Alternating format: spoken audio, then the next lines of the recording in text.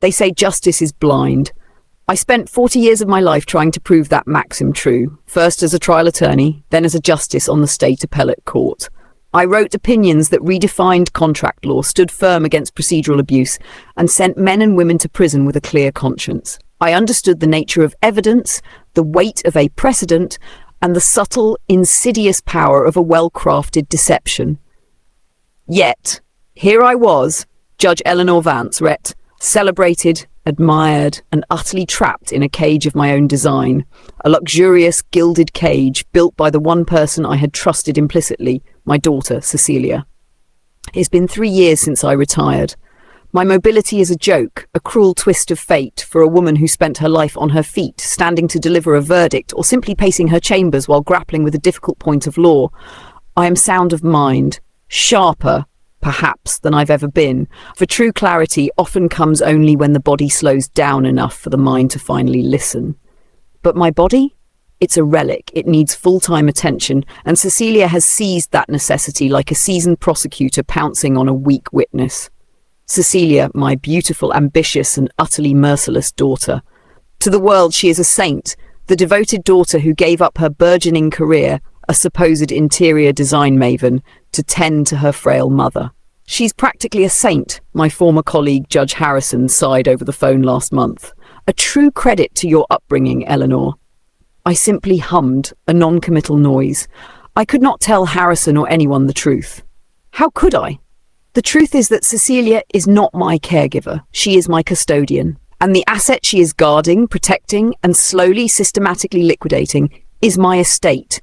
She holds the power. I signed the documents years ago, a power of attorney, POA, comprehensive and ironclad, granting her control over my financial and medical affairs should I ever become incapacitated. It was an act of a loving mother ensuring her child would not be burdened by bureaucracy in a time of crisis. It has become the blueprint for my ruin. She's a master of the slow, subtle squeeze. She doesn't steal, she restructures. She doesn't embezzle, she invests. Mother, the market is volatile, she'd chirp, presenting a quarterly statement that was as clear as mud. I've taken the liberty of liquidating the municipal bonds. We'll put it all into a high-growth, low-tax venture. Don't worry, darling, I'm just tidying up your estate for tax purposes. You trust me, don't you? Of course I trusted her. Did trust her. A daughter is an extension of the self, a blood oath of faith. For months the statements were confusing, complex, and always delivered with a dazzling smile and an authoritative explanation that left me nodding, tired and reassured. The complexity was the point. It created a dense fog, perfectly designed to mask the truth from a frail old woman who, surely, was already losing her renowned mental acuity. She'd even preemptively mention her own sacrifices. Honestly, Mother, the paperwork for this house alone is a full-time job. I'm just praying my new business, Vance Luxury Living, takes off so I can hire a proper accountant and stop handling all this tedious money myself. She was building a wing onto her already obscene luxury home, a startup that was more a vanity project than a business model, and she was funding it with my legacy. My entire life's work, the meticulously managed portfolio that was meant to endow scholarships and secure my last years, was being poured into teak decks and Italian marble. It felt like watching a slow-motion car crash from the passenger seat. I couldn't move and I couldn't scream. My clarity, the moment I shed the last flimsy veil of maternal denial, came on a dreary Thursday afternoon. The scent of rain was heavy in the air. Cecilia was in a rush. She had a lunch scheduled with a potential angel investor, one of the many euphemisms she used for a wealthy acquaintance I need to impress. She was dressed in an impeccable cream suit, her hair slicked back, her eyes sharp and focused, the very image of a successful modern woman. Mother, here are the monthly financials, she announced, placing a crisp folder on the mahogany side table. Just a quick glance, darling. Everything's in order. All the transfers are documented. You look lovely today, by the way. Now I must run. Mrs. Henderson is picking me up in 10 minutes. Back by 4. She kissed my forehead, a cool, dutiful press of her lips, and swept out. The rushed nature of the exchange was key. Normally she'd sit, point, explain, and then promptly snatch the documents away, as if fearful I'd spill my lukewarm tea on them. Today, she just left them, a small but critical lapse in her vigilance.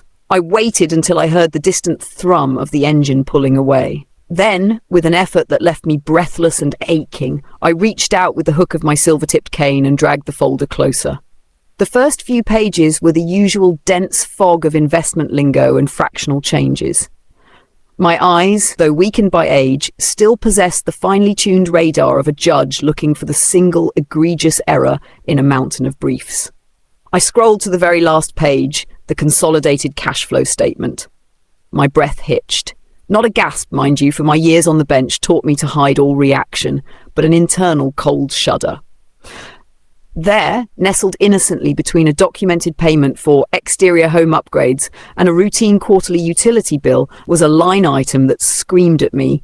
Withdrawal, Vanguard CDs liquidation, $450,000. I stared at it. $450,000. A lump sum. My immediate reaction, the old Judge Vance rising, was procedural. Why? There was no corresponding deposit, no new investment vehicle mentioned, and certainly no large necessary expenditure that would warrant $500,000 of my principal disappearing in one swift transaction. I knew the difference between restructuring and looting. This was not a tax-friendly swap. This was a cash grab. My certificate of deposit, my emergency fund, my absolute bedrock, was gone. Cecilia hadn't just dipped into the cookie jar, she'd stolen the whole bakery truck. It suddenly made sense. The new wing on her luxury home wasn't just being funded by my money, it was being prepaid by it. She wasn't planning to use my inheritance, she was expediting it. I had been financially exploited, a term I had defined and applied in countless cases of elder fraud, and now I was the victim. The irony was a bitter taste in my mouth, metallic and poisonous. But the most devastating realization wasn't the money. It was the calculated cruelty of my own child. The ease of the lie, the brilliance of the performance, the way she could kiss me while simultaneously pilfering my last shred of security. For a brief, agonizing moment, I considered ringing the emergency call button, demanding to speak to the estate lawyer, or better yet the district attorney. I could put a stop to it immediately. But then I looked around my grand silent living room. Who would they believe? The famous, but now ancient and physically feeble former judge, a woman who occasionally confuses the names of her nurses, or the beautiful, poised, tearful daughter with her stacks of carefully edited POA paperwork, her documented sacrifices, and 1,000 friends ready to testify to her saintly devotion. The court of public opinion would rule for Cecilia. The defence's case would be simple. The judge is in decline. She's confused. She simply forgot authorizing the withdrawal. And the real tragedy is that Cecilia was already building that case. She was watching me, waiting for the cognitive slip that would cement her control. I looked at the number again. 450. No, I would not be the confused, pathetic victim in the closing chapter of my life. I was Judge Eleanor Vance. I had been deceived, yes, but no one had ever outmaneuvered me on procedural grounds. The truth had given me a new, profound strength. I had clarity, Cecilia had complacency. And complacency, I knew, was the greatest procedural error of all. The counterattack began that very evening, subtle and unsettling. Cecilia was late, rushing in with apologies and the smell of expensive perfume. She sat beside my chair, fussing with my blanket. "Did you look over the statements, Mother? Anything confusing?" she asked, her voice just a little too bright. I looked at her, tilting my head, a small benign smile on my lips. "Statements, dear? Oh yes, of course. Everything is quite in order, except for the matter of the writ of coram nobis." Cecilia froze, the movement of her hands stilled over my silk comforter. "A what, Mother? I'm afraid I don't recognize that term in the context of my restructuring." I chuckled, a dry, reedy sound that I amplified just slightly. "My dear, the writ of coram nobis is an archaic but potent remedy, a means to bring to the attention of the court an error of fact not appearing in the record, a mistake of fact in the fundamental process. I simply can't shake the feeling that a fundamental error of fact has been made in the record of this entire Vance v. Vance estate proceeding." Her eyes narrowed, then widened into a placid, unconcerned gaze. It was the same look she used when speaking to the gardener about a wilting rose bush. Humour the old girl. "Mother, that's fascinating legal history, but I assure you financially everything is accounted for. Perhaps the stress of the weather is getting to you? You know, Dr. Peterson said your memory might get a little... She trailed off delicately. I decided to go bigger. Nonsense, I declared, louder than I'd spoken in a year, and I made sure my hand trembled as I lifted my glass of water. I spoke to your father this morning, you know. He was quite cross about those bonds. Cecilia's breath caught. I saw it, a flicker of genuine alarm this time. Her father, my late husband James, had passed away over 20 years ago. You spoke to Daddy, Mother? How? She asked, her voice now a careful, even monotone, ready to call the nurse. Oh, he was standing right over there. I waved a hand vaguely towards the grand fireplace. Shaking his head, poor dear, said I was a fool to have forgotten about the sealed will. The sealed will? That was the first hook. James and I had an old running joke from his law school days about a secret sealed will that would leave everything to the local stray cats if one of us ever tried to change the legitimate document without the other's consent. It was utter fabrication, a ghost story for lawyers. But to Cecilia, the word will was kryptonite. The mere mention of an unforeseen, legally binding document that could supersede the one she assumed was her golden ticket, that would do it. The sealed will, Mother? Where is it? She asked, already rising to a search posture, the image of the devoted daughter momentarily cracking to reveal the anxious heiress. Somewhere in the house, my dear, I said with a cryptic smile. Somewhere James thought was safe from predatory heirs. I let the term hang in the air, watching her face pale ever so slightly. But where? I tapped a finger to my temple. Now that's where my memory unfortunately becomes fuzzy. Perhaps it's with the gold doubloons James claimed he found in the pantry. Or maybe, tucked away behind the complete works of Justice Holmes. You'll have to search, dear. It's a genuine treasure hunt. She stood there, frozen, calculating. This was a deviation she hadn't budgeted for. Dementia was supposed to be a slow fade, not a sudden theatrical performance complete with props and legal jargon. Her complacency had been shattered. Now I had her distraction. The performance became my new routine. I was no longer an invalid. I was an actress in a one-woman play, and the stage was my house. I would wander, or more accurately, be wheeled by a rotating cast of nurses I couldn't entirely trust, and make seemingly nonsensical pronouncements. The rule against perpetuities applies here, Cecilia. The Chippendale cabinet is too remote. Oh, look, the ghost of my first-year torts professor has left a clue. It's a red herring, darling. Don't look in the attic. I'd clutch a pillow and whisper dramatically. I've hidden the truth inside the rule of 4. Only 4 copies were made, and they're all gone. Cecilia ate it up. The financial statements, the true source of my knowledge, were momentarily forgotten. Her focus shifted entirely to the house, to the phantom document that could snatch a lifetime's worth of inheritance from her hands. She started her search quietly. First, the easy places, my safe, my filing cabinets, under my mattress. When those yielded nothing, she escalated. The nurse told me one afternoon that Cecilia had been in the library for 3 hours, not reading, but tapping the books, checking for false spines or hidden compartments.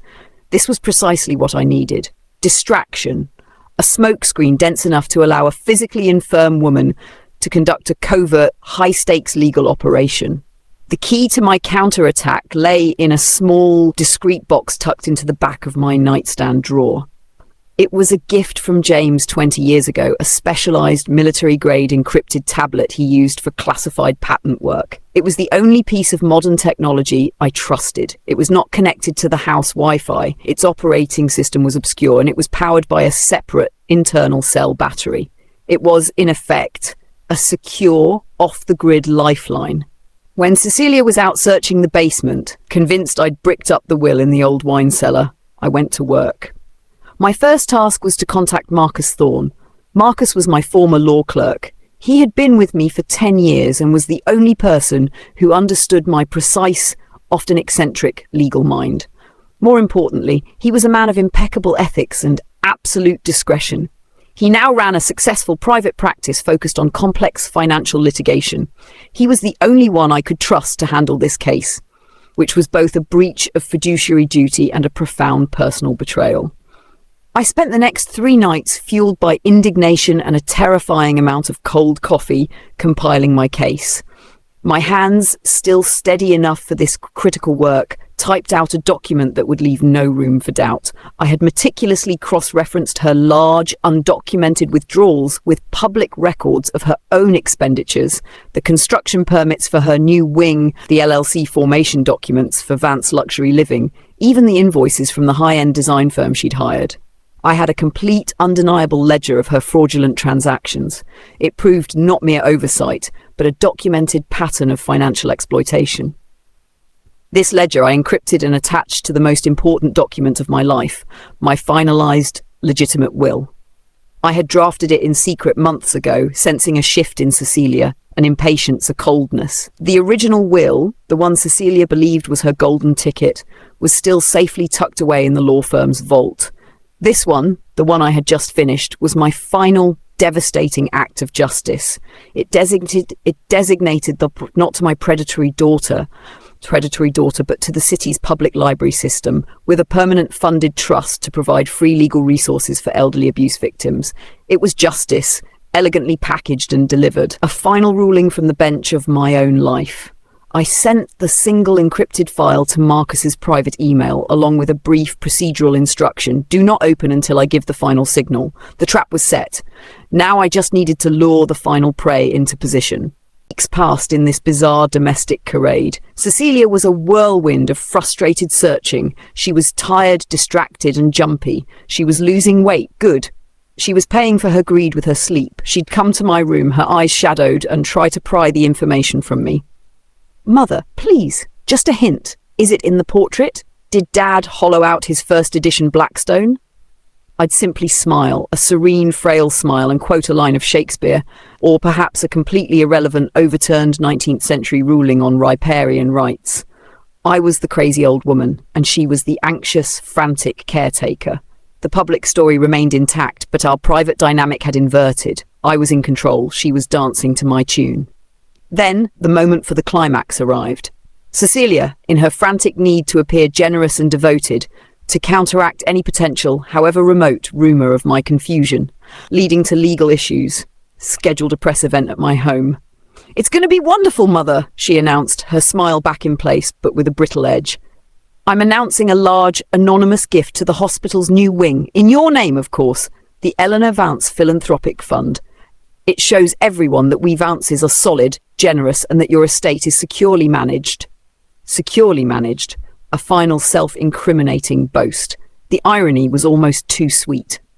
I agreed instantly.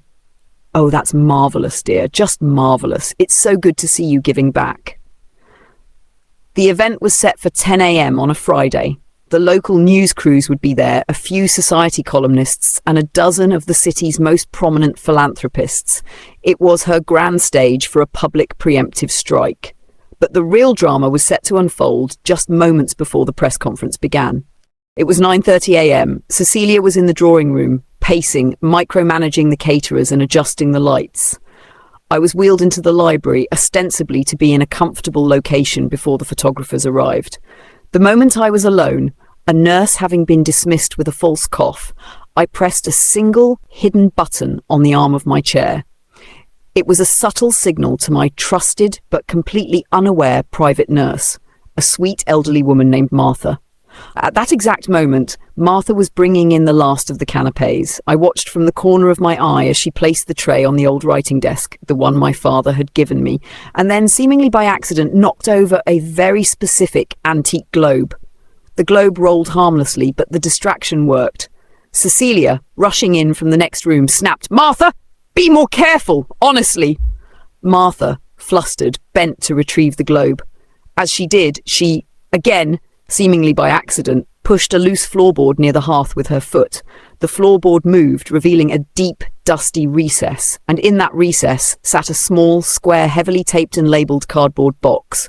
The label, written in my unmistakable script and aged with a subtle application of cold tea, read, "The Last Will and Testament of Judge E. Vance, sealed."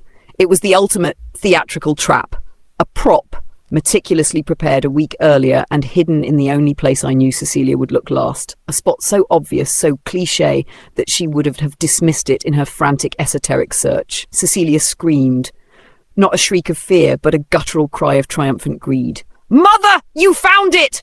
Oh, you clever, clever woman! I knew you hadn't lost it! She didn't look at me. She only saw the box.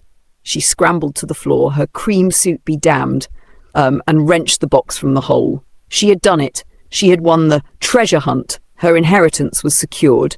She carried the box to the desk, her hands shaking.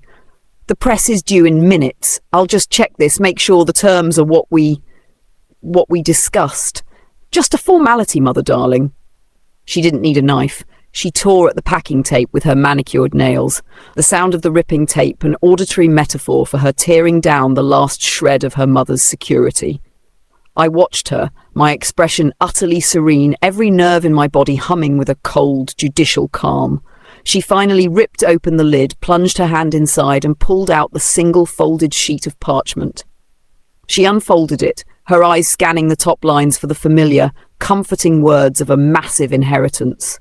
And then she went completely still. The silence of her shock was more profound than any scream. Watched as the colour drained from Cecilia's face, leaving her as pale as the paper in her hand. Her perfect, poised posture crumpled.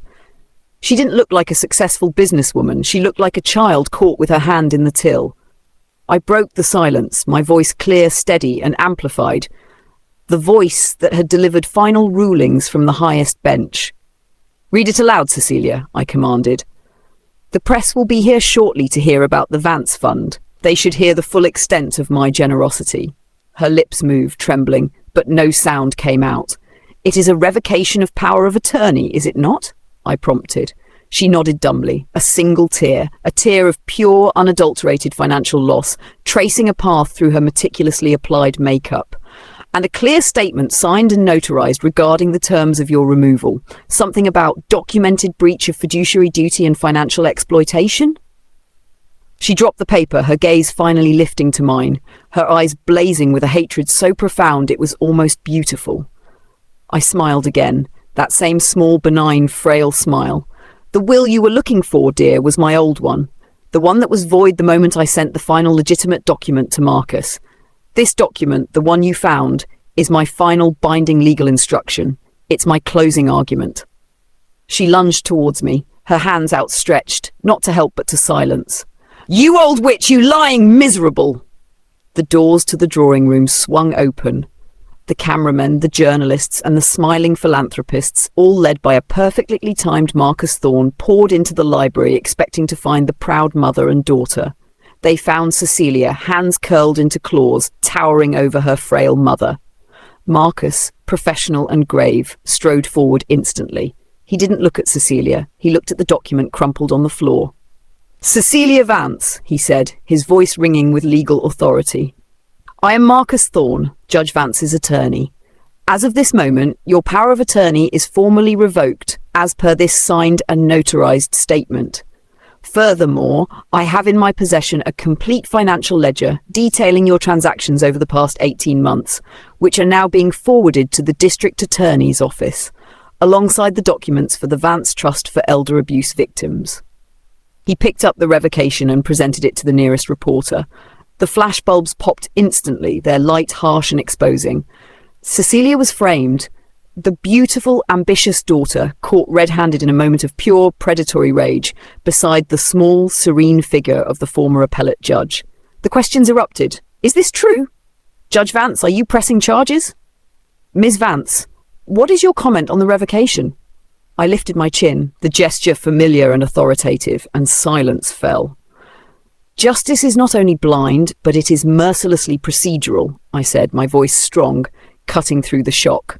"My daughter, in her zeal to protect my assets, committed a fundamental error. She confused possession with ownership. My estate is now secured. Every last dime will fund the legal fight for those elders who lack the resources, or the legal training, to fight back against those who would exploit them. This is my final opinion. Let the record show." I looked directly at Cecilia. Her dream, her business, her new wing, and her entire inheritance had just been incinerated by a single sheet of paper. "The case is closed, Cecilia," I finished. "You are disbarred from my life." And as the cameras focused on the heartbroken daughter and the unflappable judge, I let the curtain fall on the best and most satisfying performance of my entire career. I was finally free. The ensuing days were a maelstrom. The revocation of power of attorney, complete with the devastating legal language, breach of fiduciary duty and financial exploitation, hit the news like a seismic event. A retired appellate judge, famous for her integrity, publicly accusing her only daughter of financial fraud. It was a scandal made for the 24-hour news cycle. I watched it all unfold from my bedroom, now a sanctuary instead of a cell. My performance was over, but the press coverage provided a perfect ongoing closing argument.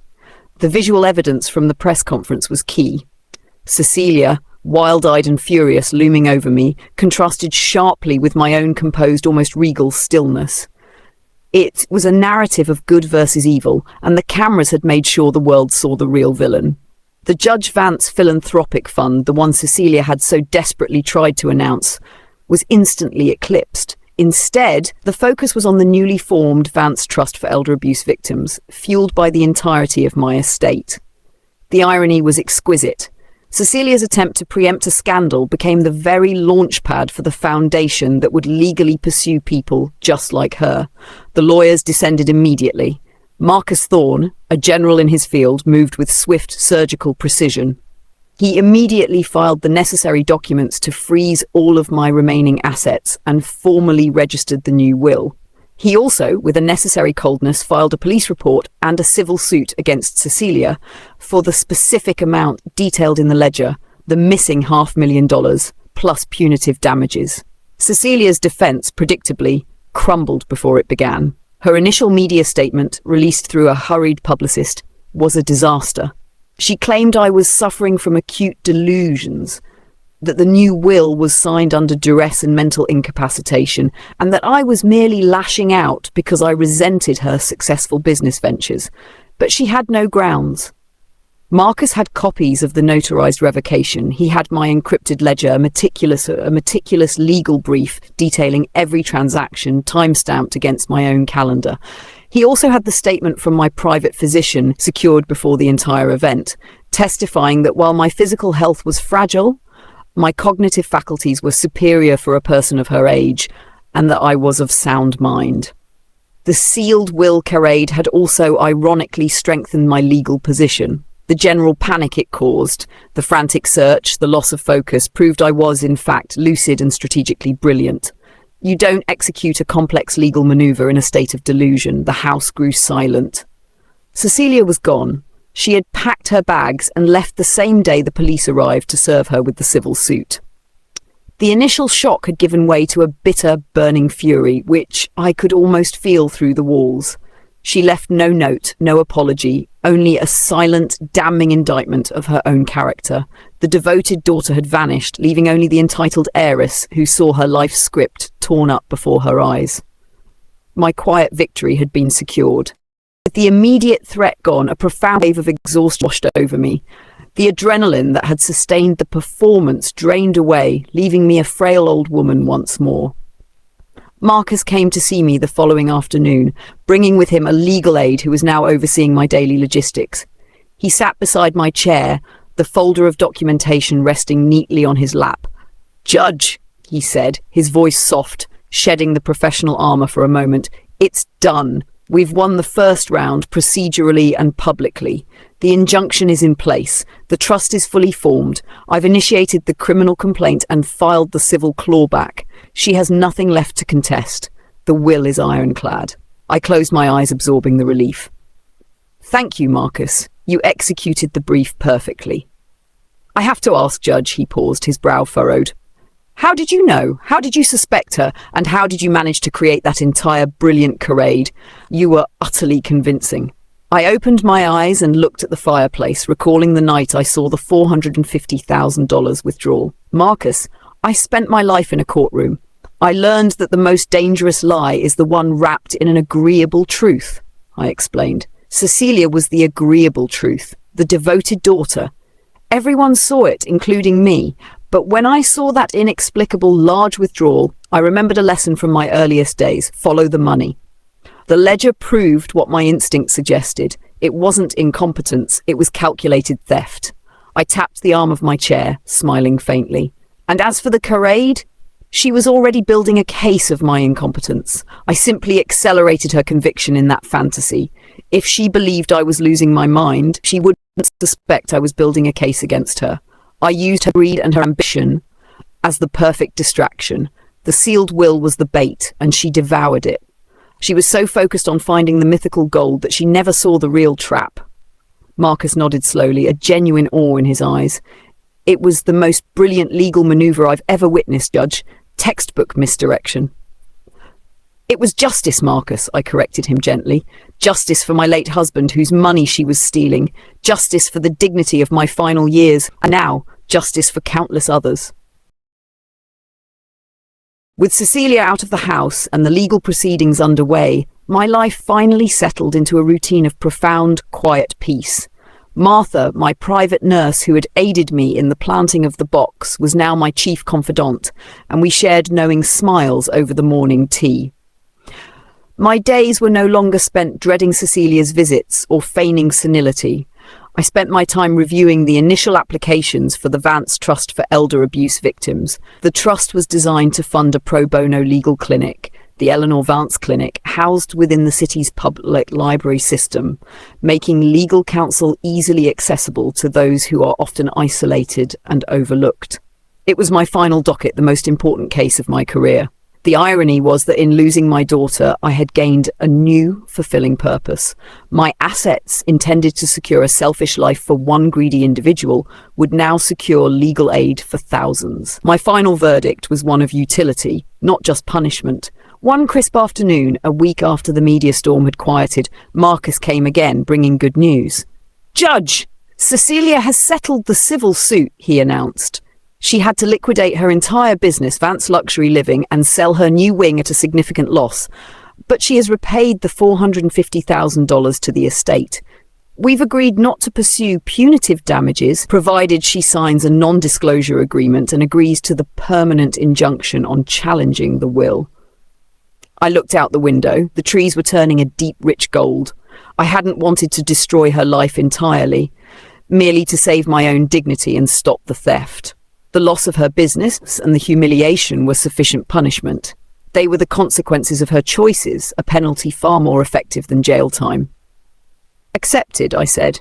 "Let the record show that restitution has been made." "And the new wing she was building, Judge," Marcus added, a slight smile on his face. "The local developers purchased the partially finished structure. They plan to turn it into a subsidized housing unit for low-income seniors." A faint but genuine laugh escaped me. It was the universe's final perfect piece of procedural humor. The opulent cage she built with my stolen money was now destined to shelter the very people the trust was meant to defend. My last few months were lived with a lightness I hadn't felt in decades. I was surrounded by competence and kindness, not manipulation and greed. The lawyers working for the nascent clinic would occasionally visit, seeking my input on complex cases, and I was able to pass on my lifetime of legal knowledge to the next generation where it truly belonged. I never spoke to Cecilia again. I had issued my verdict, and she had received her sentence. There was nothing left to say. On a quiet winter morning, with the scent of wood smoke in the air and the first blueprints for the Eleanor Vance Clinic resting on my bedside table, I closed my eyes for the last time. My last thought was not of pain or loss, but of the finality of the judgment I had rendered. I had not died a victim, I had died the judge. My true last will was not merely a document dividing assets. It was an act of profound personal justice. It served as a final, definitive opinion on the matter of Vance v. Vance estate. I found for the plaintiff the public good and ruled against the predatory heir. The estate secured, the dignity preserved, the legacy cemented in the service of justice. The case of my life was at last adjudicated complete.